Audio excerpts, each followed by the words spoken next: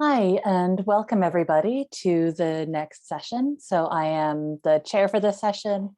My name is Audrey Yap, and I work at the University of Victoria, which is on unceded Lekwungen territory. And I'm very happy to introduce Jennifer Scuro, who is currently an assistant professor of philosophy and ethics at Molloy College in New York, who taught for a decade at a college that had closed down. Jennifer is the author of the Pregnancy is Not Equal to Childbearing Project, a phenomenology of miscarriage, and addressing ableism, philosophical questions via disability studies. And she is currently co-authoring a book with Sarah Maria Acevedo at Miami University in Ohio that will be about the intersection of trauma and disability. So thank you, Jennifer. We're looking forward to your talk. Thank you so much. I'm going to share my screen so I have my slides. And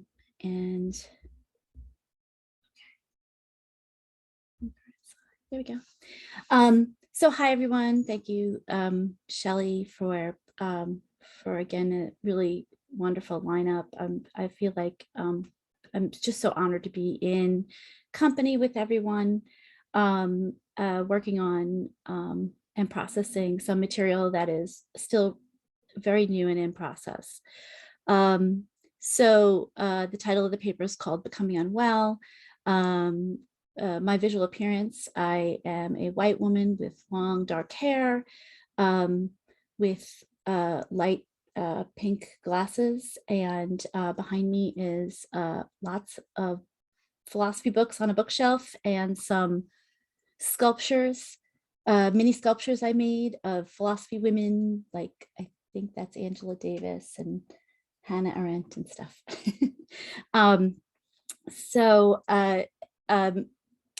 And I use she, her pronouns. I also want to start this with a trigger warning because the content can be challenging. It's actually challenging for me just to talk about. So I'll be discussing hemorrhaging in hospital surgery situations, hysterectomy, medical trauma, anxiety, depression, but also the medicalization of trauma and trauma care.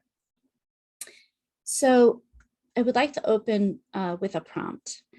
This is from Javi Carell in 2021. Quote, I suggest that illness is not only a life event that can be studied by philosophy, but also a forceful invitation to philosophize, end quote. In this paper, I will be defending the need for socio-political frameworks of trauma-informed, disability-informed quality of life care, because quality of life care is life-saving care, from pregnancy and birth to elder care.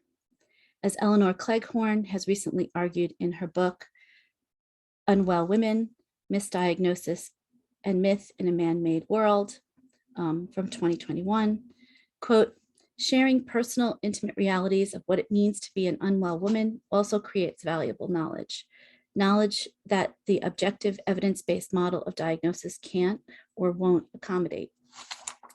For centuries, medicine has claimed that women are defined by their bodies and biology, end quote. Following some of the current scholarship in trauma-informed care, I want to explore how the socioeconomic pressure to maintain well-being neglects how trauma operates in bodies, minds, and communities, and how, in the important ways in which one could reframe or be liberated from the harms of complex trauma, disability identity can participate in this self-advocacy and create real material social change. There is a limited parallel with Beauvoir's existential approach to identity, who states one is not born a woman, but becomes one, end quote, in the way that one, although might be born disabled, and this alone can be of rich debate, but I'm bracketing that off for now. Important to my concern in this paper, we cannot conflate how this with how one can become disabled, specifically in what it is to acquire disability, especially as it can be described as a late onset. Even in the context of the social model of disability identity is fraught with loss and gain, frames the conditions for both abuse and care, is contested territory between the external demands for compulsory able-bodiedness and the mechanics of internalized ableism. As disability may intersect with age and uneven access to infrastructure or support systems, the onset of disability, the onset of disability later in life carries a set of unpacked problems most likely attached to trauma-inducing or trauma-amplifying experience.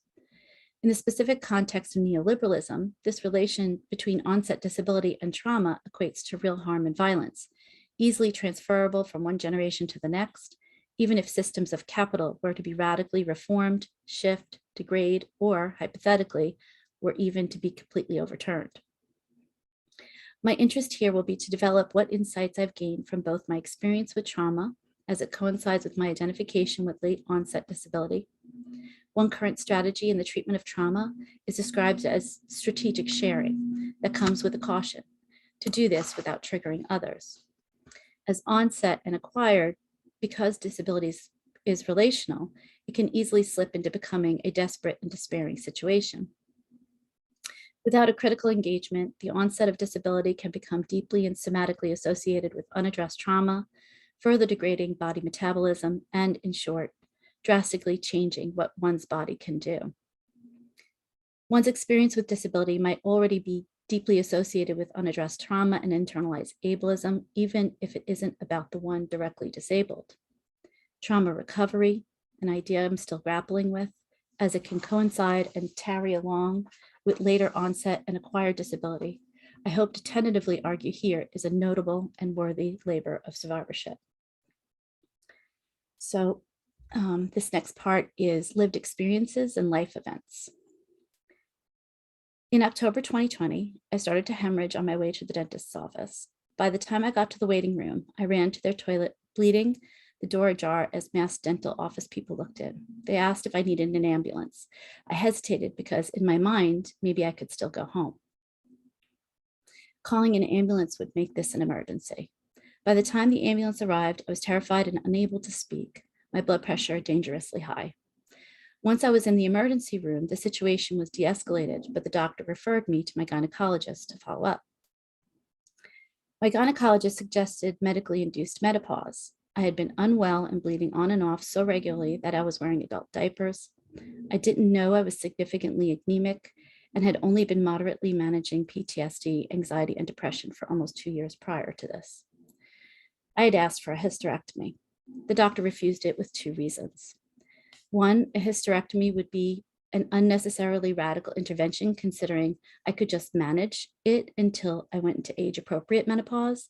And 2, the pandemic meant that my surgery was elective because, at least from a medical perspective, it was neither urgent nor necessary.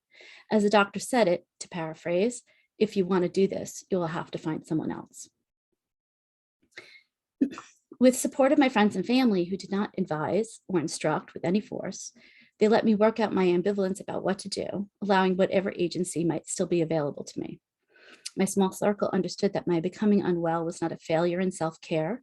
It wasn't me complaining again, as I stayed unsure, and because of my fraught medical history, I froze at the idea of any kind of gynecological surgery. The anxiety and PTSD made me more vulnerable to being traumatized further by these attempts to get well.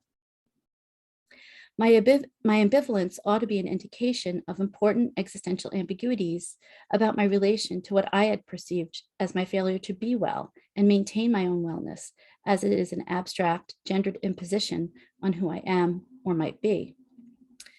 Following Alison Stone's reading of Beauvoir, quote, "The phenomenological method enables Beauvoir to set aside idealized myths in favor of women's own experiences," end quote, including life writing to find structural ambiguities of lived experience. One insight gathered from this, stating that I am becoming unwell is survivor labor. It ought not make me more suspicious or put me in a situation in which I have to defend my existence, even to myself. Mia Mingus describes the necessity of access intimacies already given to the situation of disability as it also may be onset. Quote, access intimacy is the intimacy I feel with many other disabled and sick people who have an automatic understanding of access needs out of our shared similar lived experience of the many different ways ableism manifests in our lives. Together, we share a kind of access intimacy that is ground level with no need for explanations. Instantly, we can hold the weight, emotion, logistics, isolation, trauma, fear, anxiety, and pain of access. I don't have to justify, and we are able to start from a place of steel vulnerability, end quote. I would argue that it is a matter of loss and access intimacy that really allows for someone who is becoming unwell to take on the burden of sickness in all its stigma, shame, and potential trauma-inducing effect. Alternatively, access intimacy can be the shield against the weight of trauma transfer, a shock absorption, as the onset settles into the lived experience of becoming unwell and losing your bearings. So much of well-being discourse still holds to the obligation that somehow we will need to will ourselves in an effort to maintain mind over matter, directing any survivor labor so that one overcoming becoming unwell is now an objective for and to one's own self-narrative. One must think about becoming better, engage in choice-making only conducive to this becoming toward overcoming, and therefore is implicitly morally obligated to subjectively take on the task of one's own well-being, concomitant with internalizing another layer of ableism and compulsory able-bodiedness. Similar to the harmful assumption that one also ought to overcome disability, because as Stephen Campbell and Joe Stramondo have already argued it, that following their claim, quote, it is worthwhile to examine why it is that generalizations about disability and well-being are false, end quote. So too is it worth questioning the pervasive assumption that, quote, having a disability is likely to make one worse off than one otherwise would have been, end quote. As far as for becoming unwell, especially when met with the demands to get better and overcome it, becoming disabled at the same time one is becoming unwell yields conditions that become trauma-inducing or worse, trauma-magnifying. So I want to reaffirm the original insight gained about this relationship between trauma and onset disability. The access I had to my surgery, even if it was just a quality of life intervention, what they called non-necessary and non-urgent, saved my life. Only post-hysterectomy did I come to learn about the complications of my case: scar tissue, endometriosis, cysts, and a polyp that, although it was not detected in any of the scans, but only in the post-op pathology, was uterine cancer. I want to add to this insight gained that the burdensomeness of survivor labor was displaced not only by the benefits of access intimacy I had, but also because there were no copays, surprise bills, or even fees in getting this procedure done, pre-op, post-op, and in the continued care as well. That said, no one ought to have to be married or employed to access quality medical care, but that I will have to argue more thoroughly another day. How important it can be to work through my own lived experience. In trauma reduction and intervention, providing ways for one to reframe and narrate trauma is like a lifeline. As it has been sufficiently argued elsewhere, and despite being a trained philosopher, becoming unwell can be alienating, subjectifying, and, as I've argued it, thoroughly dismembering. Now, I think I'm in a much better position to seriously take up Carell's call from 2021 again, quote, the relationship between illness and philosophy is bilateral. Philosophy is necessary for a full understanding of illness, and the study of illness is integral to a philosophical investigation of human existence, end quote. So in part two, I'm phenomenologizing the event, the crisis, the phenomenon of becoming unwell. If I take the Beauvoirian adage, one is not born a woman, but becomes one, and extend these insights of situational knowledge when it comes to the phenomena of the onset, whether it's disease, disorder, or disability, either experiential or clinically so-called, what I get in return is an opportunity to phenomenologically treat what it can mean when one finds oneself unwell. And that we liberate all of the most harmful and trauma-bearing aspects of onset in whatever shape it begins to take. It has been argued by Ehrenreich in English, in Complaints and Disorders, The Sexual Politics of Sickness, that there was a time that, quote, affluent women were seen as inherently sick, too weak and delicate for anything but the mildest pastimes, while working class women were believed to be healthy and robust. The reality was very different, end quote. In this way, class and gender assumptions dangerously intersect so that, and I think I have it here, quote, while doctors were manufacturing ills for affluent women, living conditions in the growing urban slums and tenements of the early 20th century were making life actually hazardous for poor women, end quote. The insight I've gained both from the experiences described here and from the history of gender politics is that when one becomes unwell, the first general response is that of suspicion. We do not trust the self-reporting of sickness, especially if one is self-diagnosing a situation that has, in its situatedness, become untenable. I realized this the moment that my surgeon, in our first consultation, asked me how long the issue for me had been going on. I responded at first with the events of October last year. She paused and asked again, how long has it really been going on? I started to cry as I responded, since 2018, because I hadn't ever really said it out loud. I would also discover that I needed iron infusions before surgery to prevent transfusion after surgery, because I'd been anemic all this time too. To follow Carell in Illness, Cry of the Flesh from 2008, quote, the strict separation between an internal realm and an external world does not make sense when we think about how we actually experience our body and the world as a seamless unity, end quote. So here, the onset of disability or illness is preconditioned by the feeling, the subjective experience of becoming unwell.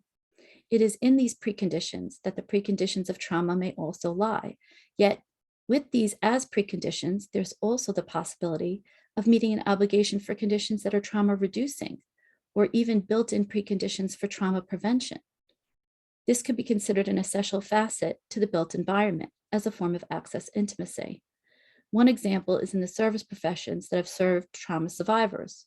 Those work environments where those possibilities for burnout, compassion fatigue, and vicarious trauma are quite high, with reports ranging from 21 to 67% in one review of studies done with mental health care workers.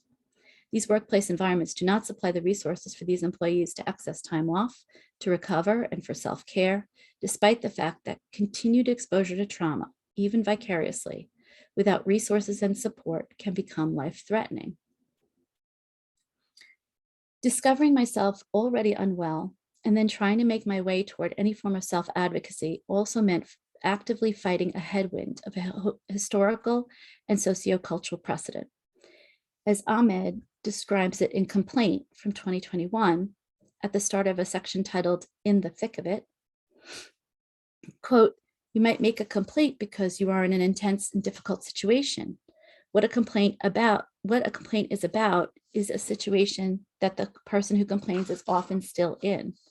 Trying to get out of a situation can sometimes make that situation even more intense and difficult, end quote. It is a situatedness that one finds oneself, as it may be onset and eventing with the synchronous every day becomes diachronous and interrupted time that unfolds and becomes qualitatively different. One might find oneself like the frog in the boiling pot. This is also the precondition for trauma-inducing possibilities that also come onto the scene, either associating or affectively transferring into the situation. Becoming disabled too has a process of hermeneutic that's worth mention. Rosemary Garland Thompson uses the idea from Beauvoir as well, in that it not only liberated the idea of what makes a woman, but how in this way feminism made me disabled, as she says it. In Making Theory Through Narrative, she describes the process of becoming as a dynamic relation. To quote at length, my own critical rendering of the social construction of disability as a material arrangement draws from both a materialist and narrative perspective on disability identity and experience. Using the terms misfit and misfitting, I emphasize the dynamic material relation between body and world that makes disability a fit when a harmonious proper interaction occurs. A fit occurs when a harmonious proper interaction occurs between a particularly shaped and functioning body and an environment that sustains that body. The dynamism between body and world that produces fits or misfits comes at the spatial temporal points of encounter between dynamic and relatively stable bodies and environments. The built and arranged space through which we navigate our lives tends to offer fits to majority bodies and create misfits with minority forms of embodiment, such as people with disabilities, end quote. When thinking of the question of the event as it's associated with, by, or to trauma, which the affective transfer and somatic impact of trauma is highly variable and conditional, the minority misfit model also provides limited explanatory power about the relation to onset disability. So while I've mostly discussed how becoming unwell can be intimately connected to onset disability, a situation connected to the potential for trauma experience or exacerbate the effects of trauma, in this last part, only partially and tentatively, I want to connect how trauma experience without intervention, access to infrastructure and therapeutics, or without site-specific attendant strategies of direct care can make disability onset an outright life-threatening situation. So in this third part, the tentative intersections of trauma and onset disability, good, I have some time. All right, so let me take a sip of water.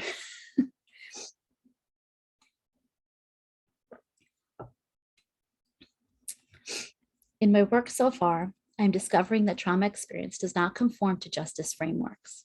It has been difficult to reconcile disability justice strategies with the embedded somatics of trauma as it is. That said, at the same time, it's also difficult to reconcile the fact that the most current trauma care approaches and interventions are surprisingly casually ableist and non-literate in critical disability studies scholarship.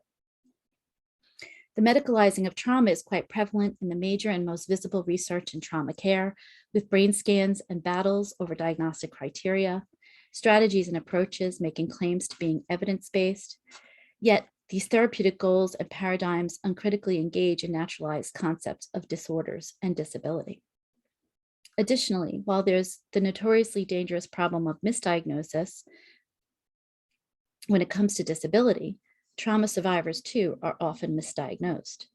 Becoming unwell is to always be at a liminal position because you do not fit into the criteria, so that it most likely is just in your head. As Cleghorn describes it in relation to her study on unwell women, quote, "It is unbearable to imagine how much women have suffered because of misdiagnoses and clinical ignorance," end quote. What I have also found in the most therapeutic approaches to trauma is a depoliticization of the conditions that make for unaddressed, complex, or sustained trauma that makes it a matter so that it remains a matter for psychology under the banner of healing and well-being discourses. Self-control, emotional and behavioral regulation tend to be the goals that obscure what mutual aid and radical forms of agency could look like, as it might lead to the preconditioning of trauma reduction or prevention, site-specific recovery over therapeutic formulas, and the tweaking of traditional therapies as now trauma-informed. I put that in scare quotes. For instance, even in The Politics of Trauma, Stacey Haynes argues for systemic and structural change in social and economic infrastructure, but then she also advocates, with echoes of well-being and overcoming, for personal transformation, assuming that, quote, "We can heal and transform to be more whole, to hurt less and love more, to gain courage, to have our values and actions become more and more aligned," end quote. Some notable exceptions to these feel-better discourses and vague versions of well-being are Joy DeGroy's work on post-traumatic slave syndrome, Leah Lakshmi Samrasina's care work, Dreaming Disability Justice, Adrienne Marie Brown's work in both pleasure activism, The Politics of Feeling Good, and although I'm not endorsing in the particulars, I think there's an interesting approach to the kind of trauma care practices she describes in Emergent Strategy, Shaping Change, Changing Worlds. What DeGroy brings to the discourse on trauma is that with the legacy of slavery, US context in particular. Those of African descent remain untreated in their trauma, hold in their bodies hundreds of years of trauma that is intergenerational and has yet to be depathologized. Newer research in epigenetics indicates the potential to transfer trauma intergenerationally with an accumulating effect. Decolonizing trauma discourses, research, and even what is currently understood as best practices is work yet to be done, especially as it intersects with the meaning of disability in all of its complexity. What Pipezina Samrasina's work offers is the idea of a crip emotional intelligence to capture how valuable the laborer was in the hacks of surviving everyday ableist expectations. There is an important somatic epistemology, a comportment given to deep and complex trauma experience as it intersects with disability. From Pipezina Samrasina, quote, all the crip skills I was seeing and learning that I and other disabled folks had meant something because, well, the deficiency model by which most people view disability only sees disabled people as a lack, a defect, damaged good in need of a cure. The idea that we have cultures, skills, science, and technology runs counter to all that in a big way, end quote. In Pleasure Activism 2019, Adrienne Marie Brown advocates for the somatic practice of validating and reclaiming a survivor's body. So much of trauma experience can make the body unbearable. Trauma experience and onset disability easily can share in internalized shame. Ableism and shame can pathologize trauma into individualized disability, making for denials and delays in meaningful care. One of the tenets of pleasure activism is, quote, pleasure activism asserts that we all need and deserve pleasure and that our social structures must reflect this. In this moment, we must prioritize the pleasure of those most impacted by oppression, end quote. A final insight worth sharing. So much of trauma is non-negotiable. It is not to be contained or managed in its non-negotiability. The ways in which trauma is non-negotiable is also instruction for what is and must become what must become negotiable, especially as I've argued it here. My experience of trauma, the memory, associations, the triggers, it's not up for negotiation and tends to resist therapeutic approaches. I've been accused of over-intellectualizing, but that tends to be one of my non-negotiable trauma responses. What ought to yield to the non-negotiable is the negotiability of access to care options, agency over resources, the structure of services, eliminating economic barriers to sustainable support. These are negotiable in a way that only appear as if non-negotiable, so that in really harmful ways, I'm meant to be the negotiable one. In recognizing how much of trauma is and must be understood as non-negotiable, I hope to flip the script, or to borrow the strategy, to crip what is presently understood even in the current best practices of trauma care. Returning to Ahmed in 2021, quote, it can take time to trust your own mind. Some forms of violence, however hard they hit you, do not appear to others, end quote.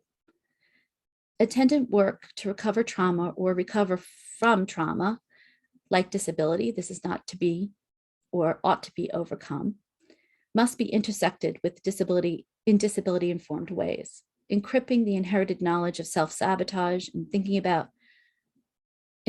that when one does not feel well, that one ought not complain. Instead, we ought to treat the one who begins to become unwell, as they also might self-report it, as in need of more care. Ahmed goes on to later describing a kind of trauma resistance and recovery practice by utilizing the metaphor of a door. Quote, in other words, a trauma can be inherited by being made inaccessible. All that happened was too hard, too painful to share or to reveal. Decolonial feminist work, Black feminist work, feminist of color work is often about opening these doors, the door to what came before, colonial as well as patriarchal histories.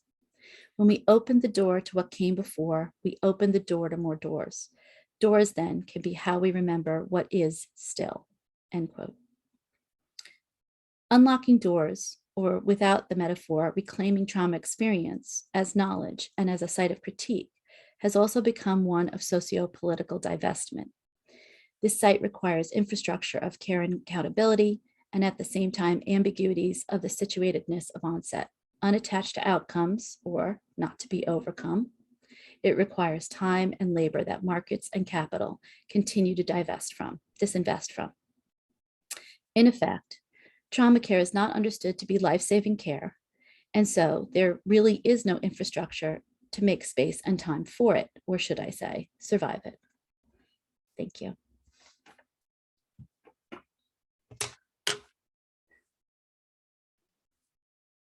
Thank you for your talk. So we have a first question from the audience. So this is from Corinne Lajoie. Sorry if I mispronounced your name. Thank you very much for your talk, Dr. Scuro. I'd love to hear a bit more about the ways in which your understanding of trauma and sickness doesn't match up with disability justice principles. Where do you think that disability justice principles fall through?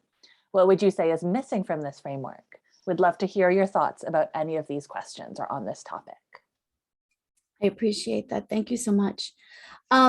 So because a lot of this work is still fairly underdeveloped, a lot of this is leanings. I have leanings toward what I think might be at issue. One of them, especially with trauma and sickness, and Pipesina Samarasina kind of talks about that, narrates that, is that among communities of people who are disabled, unwell, sick, in a variety of ways, can also traumatize each other, re-traumatize each other, not critically engage their own trauma. And so as communities, articulate and advocate under a disability justice framework, what I'm finding is that no matter how well intended, we still find that trauma kind of underwrites harms internally within those communities. And so I'm trying to kind of go underneath the disability justice frameworks to look for why it is that trauma does not seem to have some kind of form of address or even language that will assist in the promotion of that justice framework. And that's why I'm kind of leaning on these ideas of built environments, and also leaning on the ideas that if trauma is non-negotiable and trauma experience non-negotiable, that the negotiability could be then a way to redirect some justice, a disability justice work, so that it really is a refocus not on the people getting better or making the people better, but really to kind of say, like, we need more care and we demand that. And so I really want to be supportive of the disability justice work that's available. And it's plural. I mean, there's so many different ways in which who gets platform to be able to argue for disability justice is still very uneven. I think the lack of equipment for, and the medicalization of trauma too, makes it so that each individual is taken out one at a time from that coalition and collaborative work. Thank you so much. So our next question is from Maeve O'Donovan. So wonderful and important contribution. Thank you for it.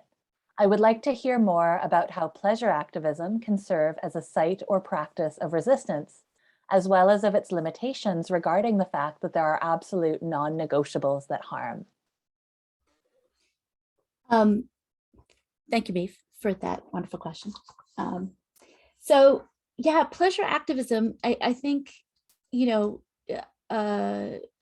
Brown uses doula work actually in talking about how these pleasure activism frameworks might work, which is really provocative for me on the side of my pregnancy and miscarriage work. So I found that really fascinating. And then I have this other side of the disability and anti-ableism work that I find that she's useful, because I think this kind of pleasure activism is something that does provide an immediate relief that a lot of therapeutics aren't doing, which is like, the sexuality that comes with a disabled body, that the deep and validating pleasure of being touched and loved and hugged. There's some of the trauma work people and their evidence collecting about what therapeutics work have found that like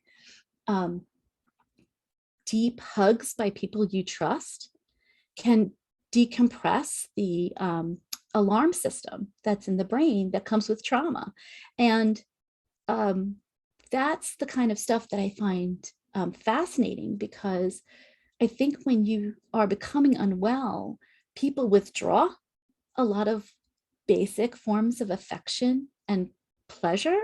Like you have to work now harder for like basic things that become really unpleasant. And so it was hard to love my body while I was really unwell. Well, in my worst state, it was hard to feel lovable and have a great affection for myself, much less to encourage or demand that love from the people around me, although they did, and they were wonderful for the most part, I'll say. but I mean, I think when you are when it comes to your intimate care circles and your intimate care communities, sometimes that becomes an economic relation that loses track of things like humor and the real joyful pleasure activities that kind of suspend the constant, wearing down of becoming unwell. So she has all these like wonderful strategies of like community building around pleasure activism, which Sammy Schalk has done some work on this directly too. She's really great. It's Body Minds Reimagined is her work. So she calls herself a pleasure activist and talks about her pleasure activism during the pandemic, which was really just wonderful. And as an artist, I found that really exciting too. That's fantastic. I love that answer. So next question from Care Rumor. Thank you for your wonderful talk. When you talk about needing more care, how do you think this looks? Kisna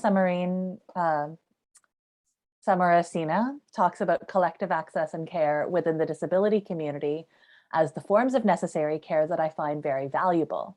When you talk about more care, is that coming from care from other people in your community and support system, or is it outside care from places like the medical system or society, making more space for access? Thank you for that. And this is the other part that makes me concerned about resourcing a lot of the strategies internal to just disability justice advocacy work, because the goal, I think, would have to be decolonial at every turn, is that as people create these collectives and caretaking strategies, as much as that is an epistemology in itself, right? There's just a language and a knowledge and an inheritance of caretaking. At the same time, when you do look at the really invested forms of healthcare provisions, and the way in which we kind of leave it to psychotherapeutics and traditional psychology to know what to do to care for someone becoming unwell, especially if there's no medical evidence for that. They're not clearly unwell in the sense that they can record or diagnose. I think the structure just lacks care. And when you constantly are going to different doctors looking for some kind of care for how you're feeling and this becoming unwell condition, the more I sought care, the more traumatized I was, because these doctors were saying things to me that were horrifying and enraging, honestly. And we make care expensive. We make care something. I think at one point, thank goodness my husband has union insurance, because at one point they surprised me with a bill and I became very anxious, again, creating this whole trigger response. And when we called, they said, no surprise bills are allowed. And it went, thank you for care. I mean, it really was this kind of care that I was like, why doesn't everybody have this? Like everybody should have somebody. And the amount of work it took just to even do the follow-up, all that survivor labor. If you know anybody or take care of anybody who's becoming unwell, just the doctor appointments and all that cataloging is, I mean, no one person can do it alone, and especially if it is for me. So there are strategies of collective care that are going on that are powerful, but they are at the limit. They are at the liminal part of society. They tend to be more subversive and more a compensation for what society is not providing. But we tend to think that when women become unwell in particular, we think they're just complaining and that we don't really care. And so the kind of more phenomenological idea of care, the more kind of existential concepts of care, I think I'm employing, but I hope I'm going to be able to take it better to task and make it more tangible and a better, more biting critique. That's my goal. Thank you. I'm going to use my chair's prerogative and ask my own semi half-baked question. But one of the things that I think was really striking during your talk was how the different types of things that you're talking about, so trauma, becoming unwell, disability, often in our social imagination seem to have different senses of time, like that that certain things might be over. And so we don't necessarily need this kind of ongoing care for something that's already happened. And so sometimes our kind of lack of association between sickness, it's like, well, it's already done, or you're already traumatized, and not necessarily thinking of trauma as something ongoing or becoming as something that's ongoing. And I just was hoping to ask you to say a little bit more about our kinds of senses of time related to these different kinds of issues. I think that's why I liked Ahmed so much. Thank you for the question. Yeah, I mean, been focused on units about time. I have there's a chapter that I've done that's coming out about this idea of the relationship between also like synchronicity and diachrony when it comes to like caretaking and self-care, and that you always have to have both, like the regularity of, toileting and taking your pills, but also then like the being ready for a hospital, being ready to like go to the hospital, which clearly you can hear in my account, I was self-sabotaging, because even like as it's very clear and everybody made it clear I need to go to the hospital, I was like, no, maybe I should go home. I mean, it was all the ways in which I think we can also convince ourselves as we become unwell that it's something we can get over, right? That overcoming narrative is really strong with many women who have found themselves as caretakers to others, right? The issue for a lot of service providers is that problem of the airplane problem, right? You don't give it the oxygen to yourself first, you give it to the kid or the person that you're caring for, and how you can really hurt yourself. And that's that life-threatening part. So I do like Ahmed for the way in which, I mean, and her poetic approach this is so empowering for me, because even that door metaphor of like, the more we think we're going into the past, the more we're really talking about the present. We are talking about what is still with us and carries over. And so she has this like intuitive way of describing trauma time.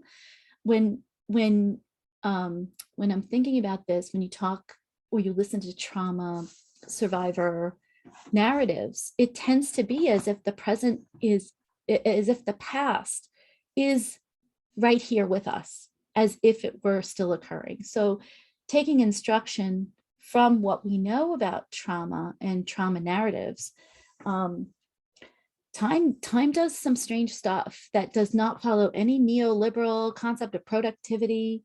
I mean, the stuff in the vicarious trauma, I just attended a talk about this, just sleep, like how much time we spend to sleep. We are compromising all the ways in which sleep is part of the work of repair, but also self-maintenance, just basic self-maintenance. And if you are becoming unwell, the need to rest, the need, how much, your sleep can be interrupted, the kind of qualities of sleep and restlessness that come with PTSD, not getting enough sleep. I mean, it was a constant negotiation for a kind of time, a kind of rest time. So I think there's a lot to say about how time works. And once I start really earnestly intersecting disability with trauma, I'm hoping to kind of sort out all the ways in which time can be part of the negotiation, and where trauma and the knowledge of time through trauma is non-negotiable. Thank you. Thank you for the question. Oh, I am very looking forward to reading that. And so I think our last, probably the last question we have time for is from Lauren Gilmet. So thank you for your inspiring and insightful work, Dr. Scuro. Selfishly, I'd love to hear you speak more about how your artwork has been a site of mutual care. Here I am thinking about your portraits of feminist philosophers, the paintings, but I love the statues too. So do I. I find it so evocative that you give your viewer facial expressions as well as the words of feminists whom you admire. Can you say more about how this project is a philosophical intervention as well as an artistic one? Thank you, Lauren. When I had kind of gotten into the worst of becoming unwell to basically at the level of a survivorship that I had to constantly reclaim and validate for myself, I was able to access clay and materials. So I started sculpting. I had been doing portrait work for a while that had to do too with a lot of the, that narrative about the surgeon asking me, how long has this really been going on? And I had been starting these portraits of placing myself amongst my close circle of friends that I adored, but also with their work, like validating myself while validating them, in saying that what the good work we're doing is this form of caretaking, collective caretaking, and as only philosophers know how to do, right? But at the same time, the sculpture work, I started to realize that I was sculpting older women philosophers that I wanted to have company with them, which is like, this is what that is behind me, is all the sculptures, like I'm keeping company. And that's what I began to do. I began, we talked about time, but I began to make a little space for myself in which I said something like, I think I posted about it on my social media as, art is survival, even if the art does not survive. Because I had no access to a kiln, all of this was basically dirt that I had rearranged and would probably crumble, and some of them did. So there was a lot of ways in which I was doing things that didn't have any external kind of permanence. There was no way any of the work was going to hold together. I mean, I found ways later, but for the most part, I was doing stuff that might be for nothing. And it really was important, gaining bearings from becoming unwell and losing my bearings, as I described it, because I didn't have any other language for it. I just felt so disoriented. In my ableism work, I talk about dismemberment. I think it was me, what I call enmembering myself, putting myself back into the world. It was a kind of grief work. I was dealing with, trauma, loss, grief. And so there was a lot of that stuff that it was just at that point pure survival. But it was really important. And now that I get to look at it, it's kind of a record for me, because I might not have the same compulsions and the same need to use that labor to survive that same way. But at the same time, it's a good way in which I claim that for myself.